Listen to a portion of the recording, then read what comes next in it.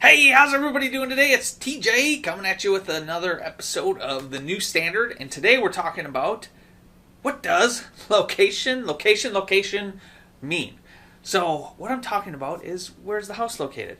You're going to hear real estate agents, financial people, friends and family say, oh, you buy on location. They say that because you can change anything in a house, right? You can put new shingles on. You can change it from asphalt to steel. You can put new windows in. You can change the flooring. You can update the bathroom. You can put additions on. You can change almost anything about the house, or if it's a condo, inside, right? But you can't change where it's located without bulldozing it, picking it up, and spending tens of thousands of dollars. Sometimes people move houses, but you really can't change the location of that house where you're buying. So it's really important to understand where it is located. So when we say location, the first thing we want to think about is the suburbs, the country, or in the city. So what location do you want? And then where is it located? So what town, what city, what subdivision is important to you? And then where is it located on the block? Or where is it located in the high-rise or condo building? All of those things matter. And really when we're looking at that, when we talk about location, yeah, you can sometimes find a smoking hot deal, but all of a sudden you find out the train track backs up to your backyard and it goes by every 15 minutes and it shakes the house when it goes by. So you'll get an over-improved house for a better value, but when you go to sell, it's going to be harder to sell because nobody wants that train to go by.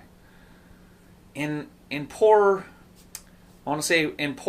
areas, and I don't want to say it's necessarily an area, but different things are negatives, are drawbacks to people, right? So you could be backed up to train tracks. You could have airplanes flying over all the time. I've seen that over on the east side of Madison.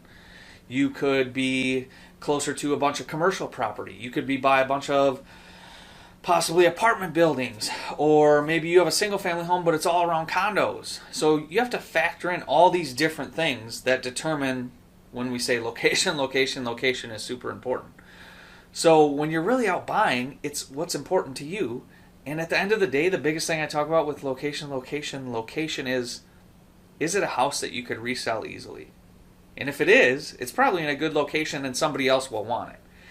If you're buying something because it's a really good deal, because it backs up to a train track and it's in a flood zone, but you get a good deal on it, you're going to have to give a good deal to somebody else when you go to sell it. So otherwise you're going to sit on it for a while. And we saw that happen, especially when we had a lot more inventory. It's not happening quite as much now. You're getting people to sell homes in maybe not as good locations for a good price right now. But you have to think long term, right? How long are you going to be in the house? Stuff like that.